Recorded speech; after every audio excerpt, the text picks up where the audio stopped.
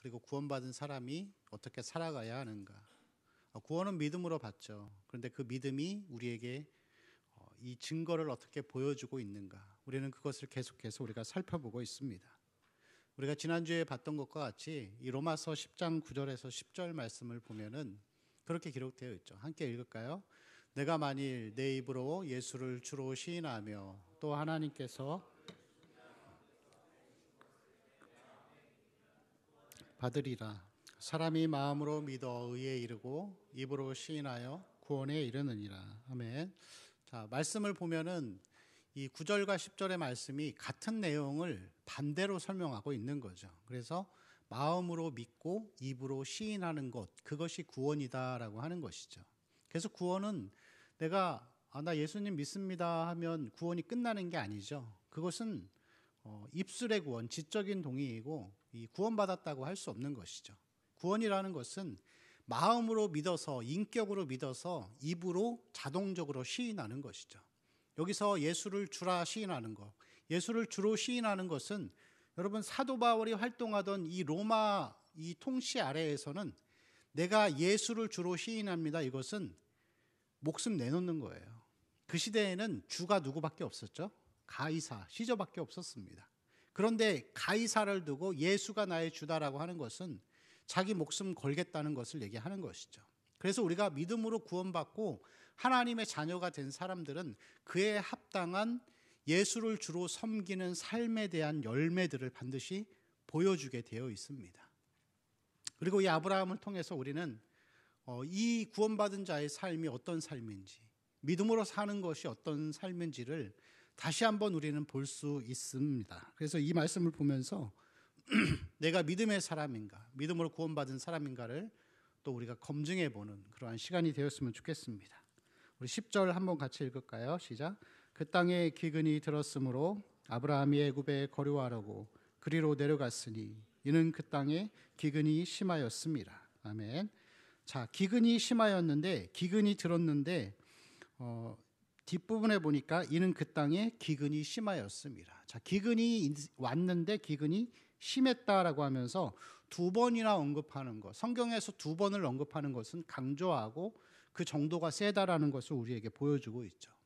자, 가나안 땅은 하나님이 아브라함에게 주신 약속의 땅인데 이곳은 척박한 땅이었습니다. 그래서 건기와 우기가 뚜렷해서 보통 10월에서 11월 달에 우기가 되고 그때 비가 집중적으로 내리는데 10월과 11월에 비가 적게 오면은 그 다음 해에는 반드시 큰 기근이 찾아오게 되어 있습니다. 그래서 그곳은 이 기근이 왔을 때 여러분 사막, 가끔 TV에서 보면 사막지대를 보면은 뭐가 있죠? 독사가 있고, 풀은 별로 없죠. 독사가 있고 또 이 시대에는 사자 이런 것들, 곰들이 있었습니다. 먹고 살기 어려운 그런 곳이었죠. 그래서 이 아브라함이 거류하려고 갔던 이 애굽 땅은 가나안과는 전혀 반대의 땅이라고 할 수 있겠죠. 자, 세계 4대 문명의 발상지. 자, 모든 문명은 강을 끼고 발전하게 되어 있습니다. 자, 서울이 한강을 끼고 발전한 것처럼 또 이 애굽 땅, 이집트는 이 나일강이라는 강이 있었기 때문에 비가 막 오면은 이 강이 이 집중적으로 이 물이 불어나서 물이 넘치고 이 넘치는 이 물을 통해서 그 밭이나 이러한 곡물을 재배하는 것으로 물을 쉽게 댈 수 있었죠. 그리고 그 물을 통해서 이 곡식을 재배하거나 아니면 물고기를 잡아먹거나 여러 가지 좀 풍족한 삶을 살 수 있었습니다. 애굽 땅에는 기근이라는 것이 있을 수가 없었죠. 그리고 이 애굽, 이집트라는 나라는 그 시대에도 의술이 있었고 여러 가지 굉장한 그 첨단 문명 그리고 풍부한 그런 땅이라고 할 수 있습니다. 여러분 이 그 피라미드 지을 때 몇 년이나 걸렸을까요? 잘 모르겠는데 제가 초등학교 때 그런 거를 본 적이 있어요. 제가 초등학교 때 막 헬기가 있고 포크레인이 있고 그래도 발달한 그 시대에도 피라미드를 지으려고 한다면은 300년이 걸린다고 하더라고요. 그 현대 문명을 가지고서도. 뭐 지금은 더 많이 단축됐겠지만 그럼에도 불구하고 그렇게 이 정교한 건축물을 짓는다는 것이 쉽지 않았습니다. 그리고 여러분, 애굽이라는 곳이 세상을 상징하는데 이 아브라함이 갔을 때 그때만 해도 이 이집트는 굉장히 자유로운 그런 나라였다라고 합니다. 그래서 인터넷에 보니까 이제 그런 흥미로운 글이 있더라고요. 이집트에서 이 노동을 하던 노예들이나 이 그 애굽 사람들이 노동을 하는데 피라미드를 짓거나 스핑크스를 짓는 그 과정 가운데에서 근무를 결석할 때가 있잖아요. 결석을 하게 되는데 결석 사유가 굉장히 재밌어요. 뭐라고 써 있냐면은 몸이 아파서 7일간 쉼. 굉장히 자유롭죠. 노예들은 상상할 수 없는 그런 것들. 아니면은 뭐 잔치 때문에, 아니면은 뭐 형을 미라로 만드느라고, 형이 죽어서 형을 미라로 만드는 작업 때문에 못 왔다고 하는 거예요. 그러면서 또 한 가지, 과음으로 인한 숙취 때문에. 굉장히 자유로운 국가였던 거예요. 자유롭고 거기다 풍족하고 부족한 것이 없는 그런 곳으로 이제 아브라함이 가게 된 것이죠. 그리고 그곳에서 먹게 되는 갖가지 고기들과 또 마늘과 부추와 이 고기들은 상상할 수 없을 만큼 맛있는 그런 음식들이었다라고 하죠. 그래서 이 광야 백성으로 출애굽해서 광야에 들어갔던 하나님의 1세대의 언약의 백성들이 어려움을 겪을 때마다 애굽을 바라보잖아요. 그곳을 바라보면서 그곳에서 우리가 고기를 먹었더라면, 그곳에서 우리가 마늘과 부추를 먹었더라면 하면서 그 애굽을 그리워하던 그것을 볼 수가 있습니다. 여러분, 이 아브라함이 기근이 심하게 찾아와서 가나안에서 애굽으로 떠난 것은 어떻게 보면 당연한 것이라고 할 수 있겠죠. 어려움의 자리를 잠시 피하는 것은 당연한 것이라고 할 수 있습니다. 여러분, 그런데 중요한 건 뭐냐면은 이 말씀은 우리가 영적으로 봐야 돼요. 믿음이라고 하는 것은 자기 자리를 지키는 것입니다. 어려워도 힘들어도 이 가나안의 자리를 지키는 것이 믿음이에요. 그럼 여러분, 죄는 뭐죠? 죄는 자기 자리를 떠나는 것이 죄라고 할 수 있습니다.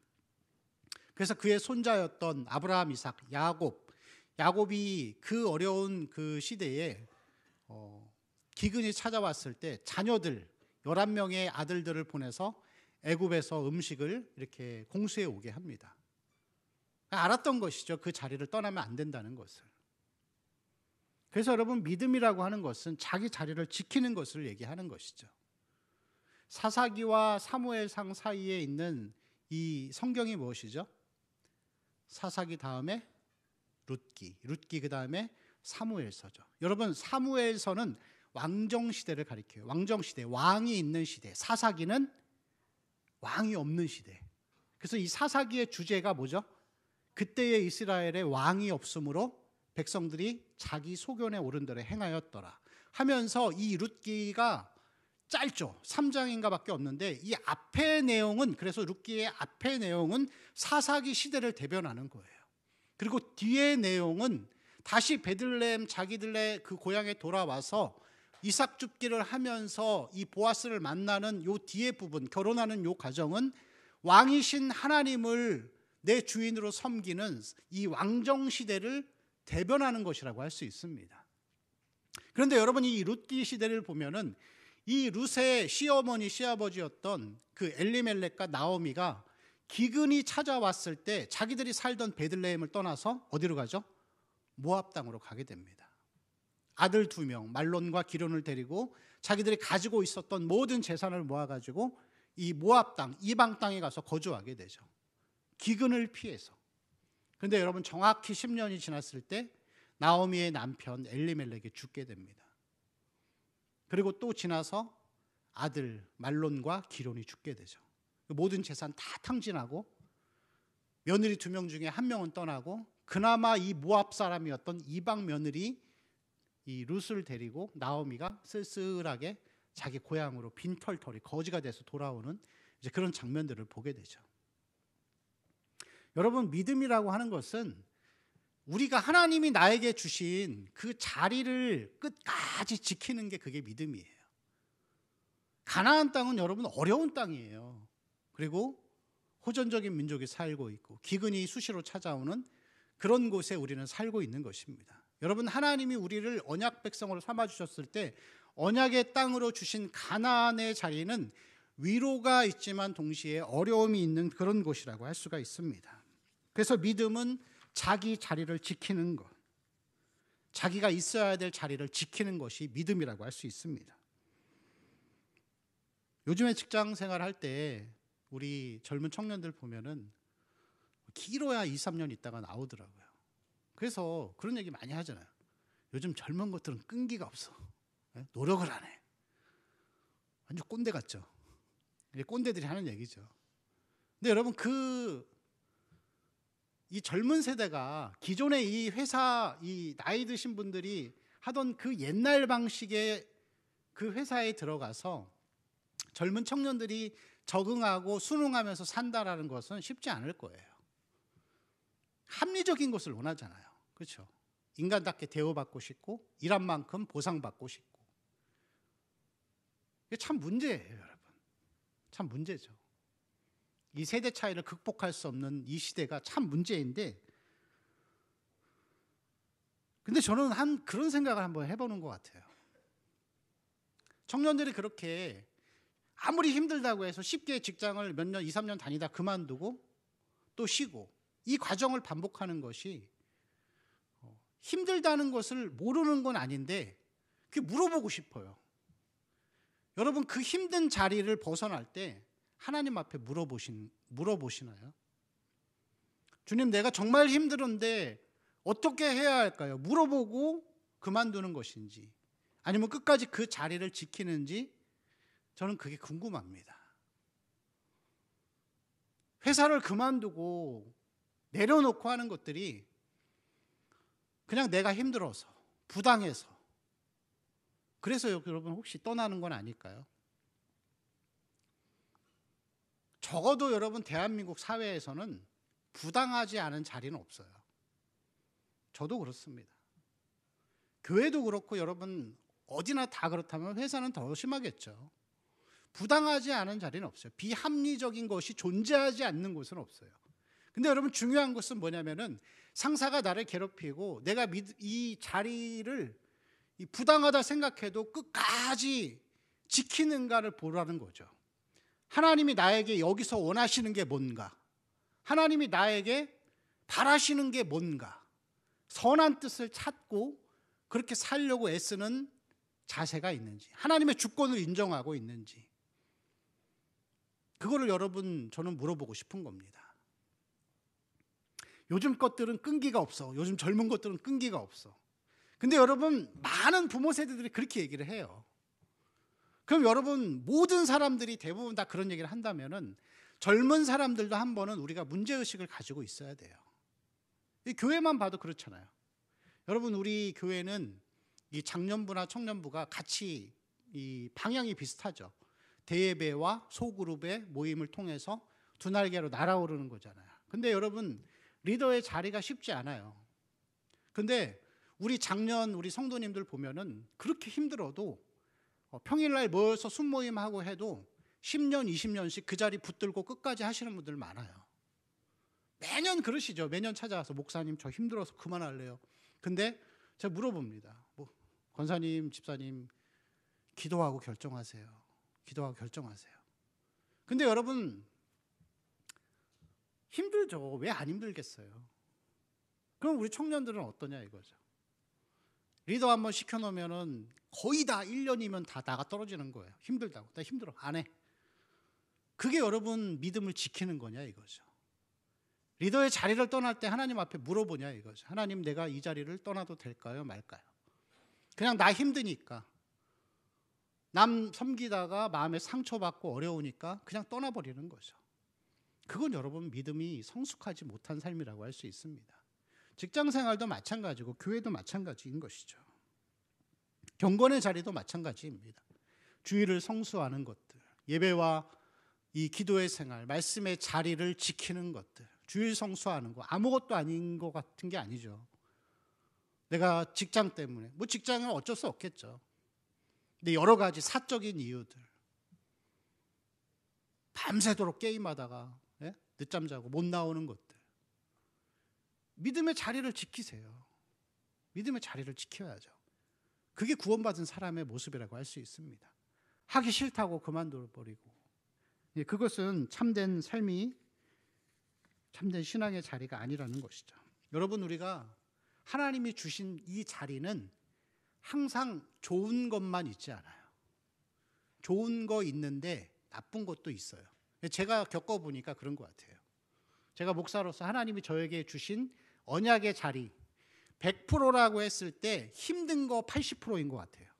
그리고 20% 좋은 거. 근데 그거를 붙들고 가는 거예요. 왜냐하면 하나님 주신 자리니까. 근데 여러분, 자기가 하나님이 주신 믿음의 자리를 떠나버리면은 편할 것 같죠. 더 큰 어려움이 찾아옵니다. 오늘 말씀에 보면은 아브라함이 힘들다고 자리를 떠났더니 어떻게 되죠? 아내를 빼앗기죠. 그리고 멸시천대 받습니다. 자, 나오미와 엘리멜렉이 기근을 피해서 모압 땅으로 가서 힘든 자리를 피했더니 하나님이 남편과 자녀들을 데려가 버리시는, 모든 재산을 다 걷어가시는 이 어려움을 처하게 되는 것이죠.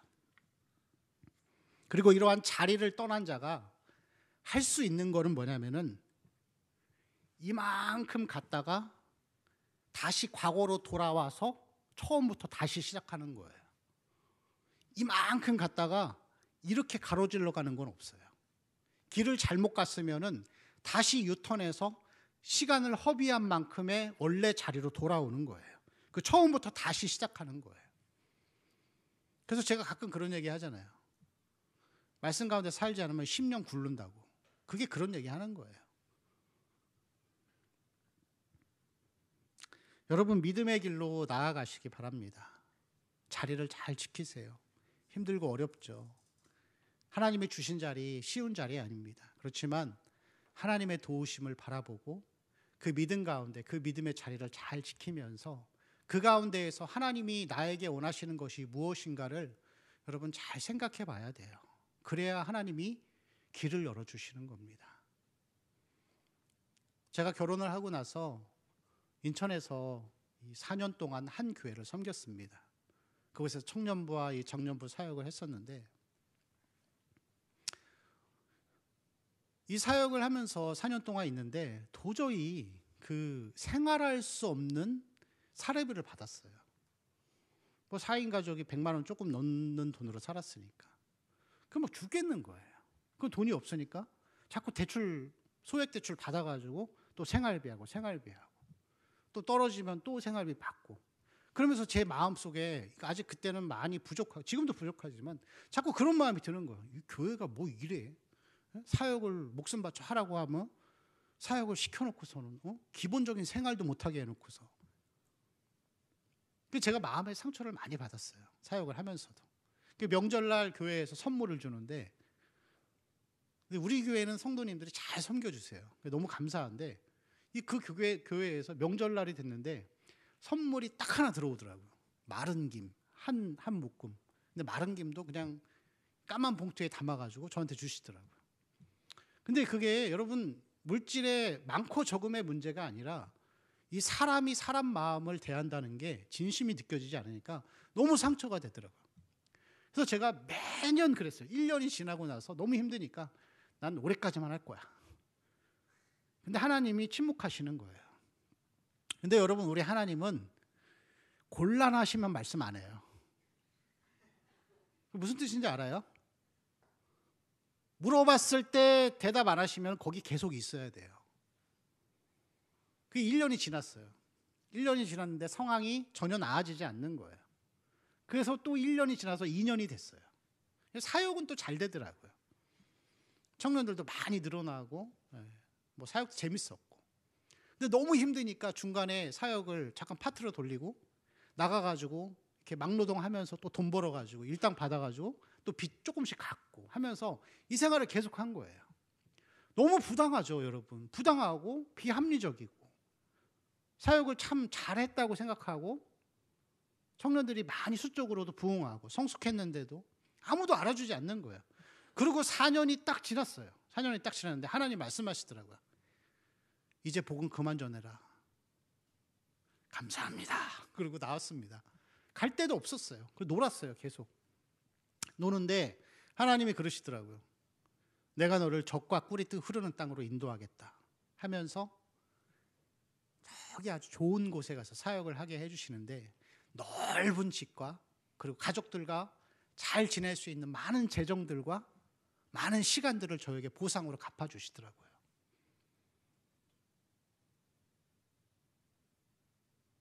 물론 저는 여러분 지금도 그렇습니다.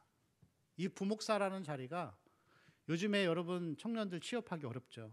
좋은 직장 들어가기 어려운 것처럼 부목사도 여러분 취업난이 굉장히 심해요. 들어갈 수가 없어요. 우리 교회 규모의 정도의 교회에 이력서에서 들어가기 힘들어요. 그만큼 참 귀한 자리인데 저는 지금도 그래요. 하나님 앞에. 하나님 좀 그만할래요. 못하겠으니까. 그리고 또 1년이 지났어요. 하나님 침묵하시는 거죠. 그래도 자리 지켜라. 힘들어도. 여러분 행동으로 보고 여러 가지 뭐 행동이나 이런 걸로 보면은 참 많이 저는 부족합니다. 근데 자리를 지키는 거, 하나님의 주권을 인정하는 거예요. 남자가 군대를 가가지고 힘들다고 해서 그 자리를 떠나버리면 어떻게 되죠? 범죄자가 되는 거죠. 여러분 힘든 자리지만 하나님이 주신 자리를 귀하게 여기고 그 자리를 잘 지켜야 합니다. 그래야 하나님이 함께 하시고 풀어주시고 채워주시는 거예요. 그래서 여러분 신앙생활은 계속해서 인내하는 삶이라고 할 수 있습니다. 여러분 예수님이 하나님 아버지가 아들 예수님에게 주신 자리도 힘든 자리였어요. 멸시천대받고 십자가 지고 결국엔 죽어야 하는 자리였죠. 예수님이 얼마나 괴로우셨으면은 아버지여 할 수만 있거든 이 잔을 내게서 옮기시옵소서 하면서 안 갔으면 하는 마음이 있었습니다. 그러나 그렇게 하지 않고 뒤에 이렇게 말씀하시죠. 그러나 아버지 나의 원대로 마옵시고 아버지의 뜻대로 하옵소서. 그게 여러분 믿음으로 살아가는 삶의 모습이라고 할 수 있습니다. 교회 안에서 아니면은 직장에서 아니면 내가 가지고 있는 자리와 위치에서 여러분 반드시 십자가는 있어요.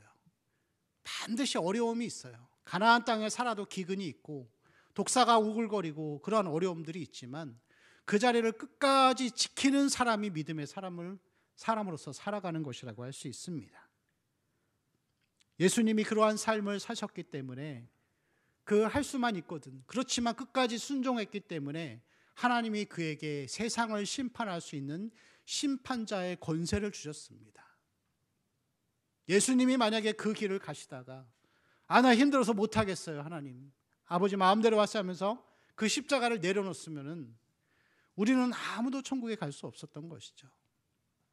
하나님이 주신 그 힘든 자리를 지키고 그렇지만 그 가운데에서 하나님의 위로를 경험하는 사람을 통해서 열매가 맺어지고 많은 사람들에게 하나님의 은혜가 흘러가는 것이라고 할 수 있습니다. 그래서 여러분 꼭 그 자리를 지키고 나의 뜻이 아니라 하나님의 뜻을 구하면서 살아가는 우리 모든 성도들과 청년들의 삶이 되기를 바랍니다. 아직 안 끝났어요. 자, 아브라함이 실수를 하게 됩니다. 어떤 실수인가 하면은 거짓말을 하게 되죠.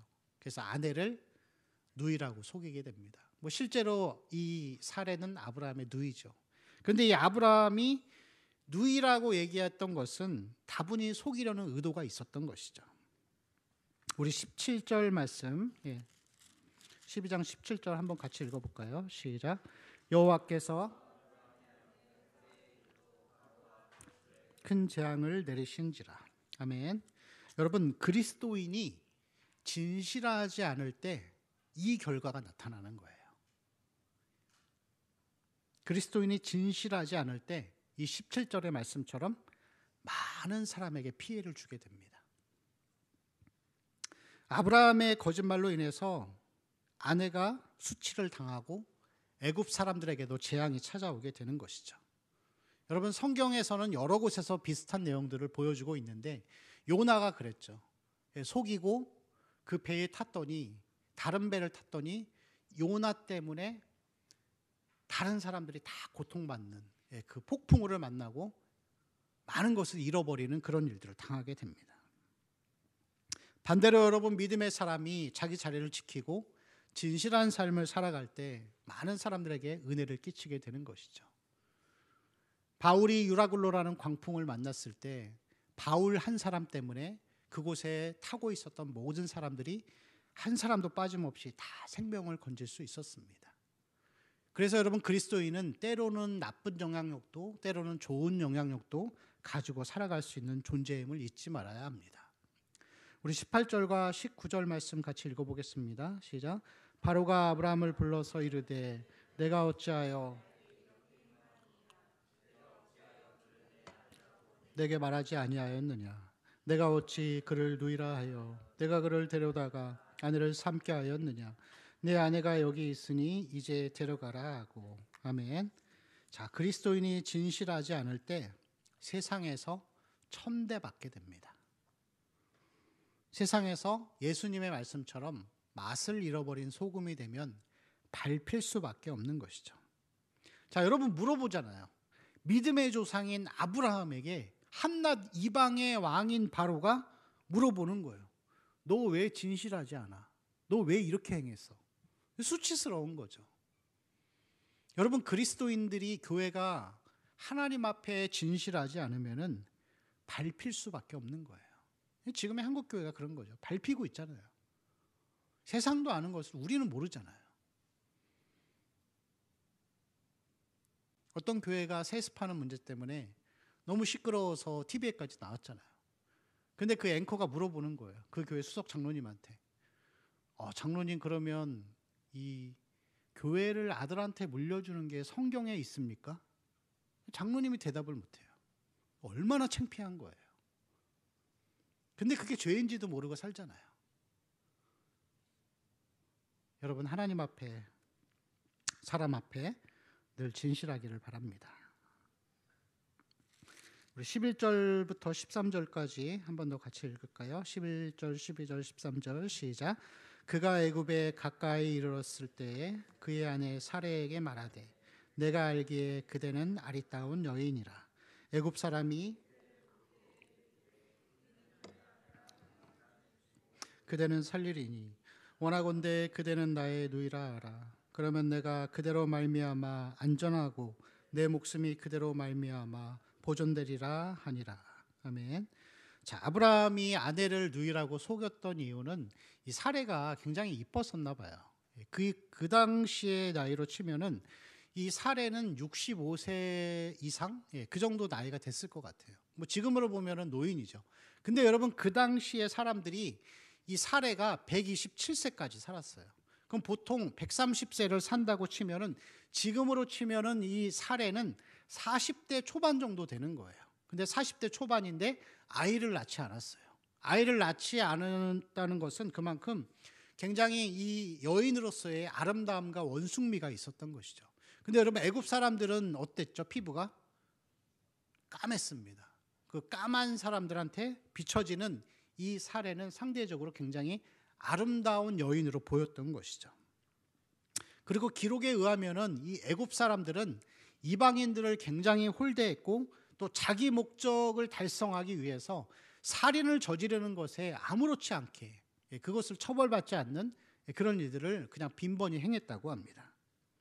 그래서 이 아브라함은 자기가 살기 위해서 아내를 팔았던 것이라고 할 수 있겠죠.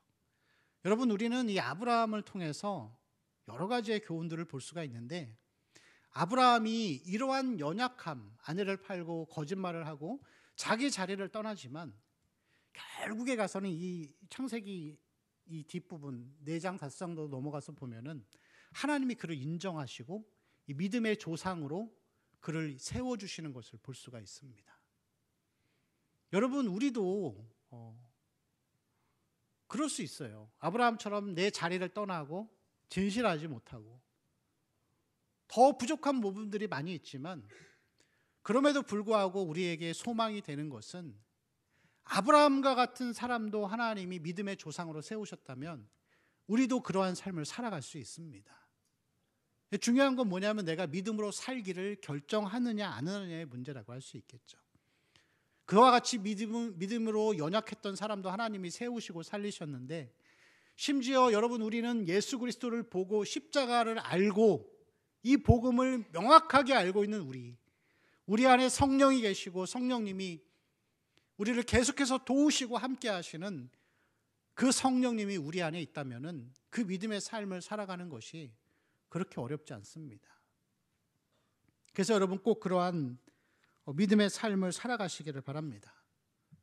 우리가 성경을 볼 때마다 자꾸 오해하고 잘못 보는 경향이 있어요. 뭐냐면은 아브라함을 보면서 다윗을 보면서 위대하다, 대단하다, 존경한다 하면서 나와는 다른 삶이다 이렇게 생각을 해버리는 거예요.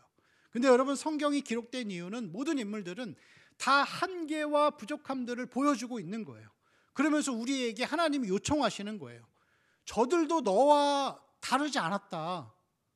똑같은 사람들이었다. 그렇지만 끝까지 하나님을 신뢰하고 믿음의 길을 가서 위대한 믿음의 조상이 되고 위대한 왕이 되었던 거 보지 않았냐? 그럼 너희들도 그렇게 살아야지 하면서 우리에게 믿음의 자리로 하나님이 초청하고 계신 것이라고 할 수 있습니다. 여러분 믿음의 자리를 지키면서 앞을 향해 나아가십시오. 여러분 믿음으로 사는 게 제일 편해요.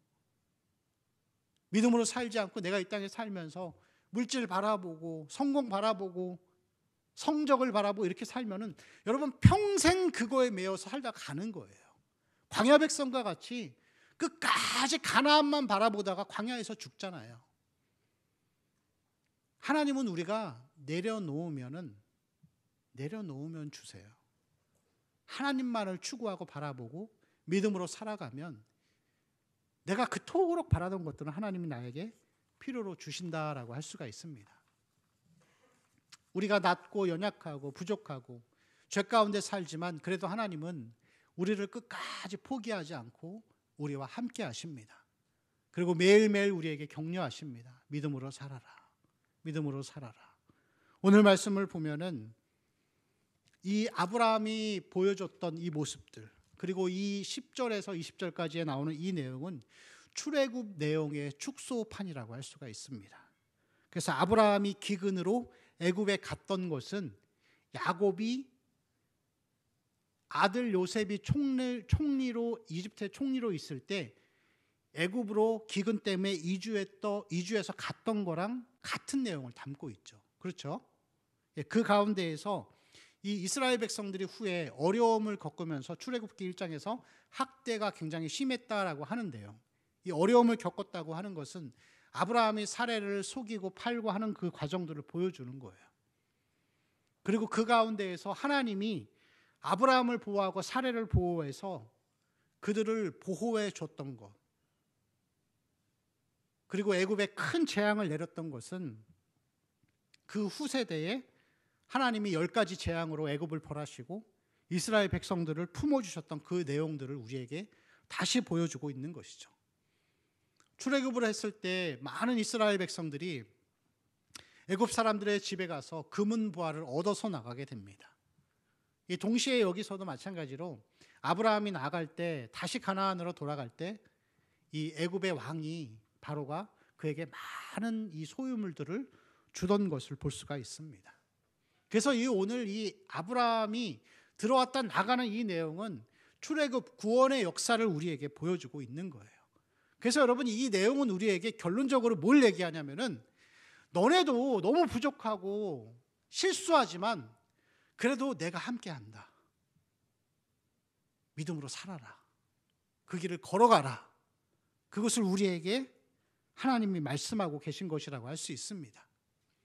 여러분 우리의 연약함과 부족함 가운데에서도 구원받은 이후에도 여전히 우리는 죄 가운데 살고 부족하지만 하나님은 우리를 포기하지 않고 계속해서 은혜를 베풀어 주고 계십니다. 깨닫게 하시고 새롭게 하시고 이 시간들을 통하여서 우리에게 믿음으로 나아가라 이것을 우리에게 요청하고 있는 것입니다.